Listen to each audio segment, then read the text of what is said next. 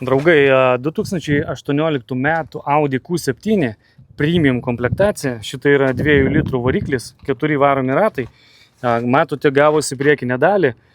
Bamperis, trūksta vienos lempos pusės, sparnas pažeistas, bet kaip matot, lonžironai ir balkis ir viskas, televizorius, visas radiatorius yra viskas sveika.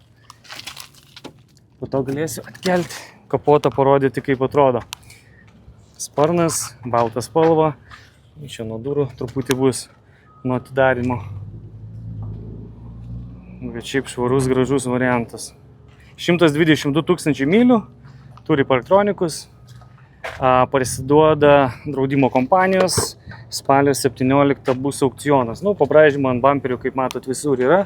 Yra galinis bamperis, yra lempa, yra daug detalių, kaip matot, pridėta visokių, kurios iš jų geros, kurios blogos, nelabai pasakysiu. Čia reikia daug nistis, čia truputį įlenkta, bet čia galim su meniniu lyginimu išimti lengvai.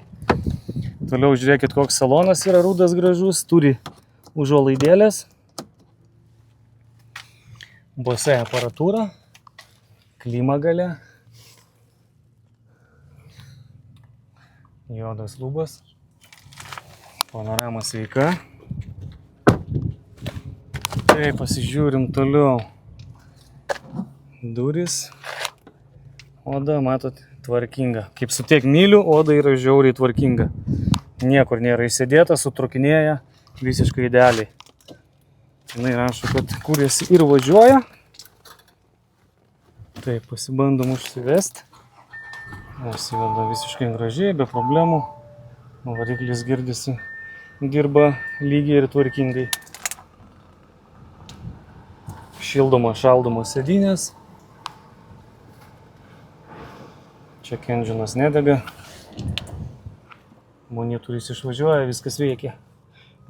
Žinokit, vidaus odos sėdinių būklė yra žiauriai gera.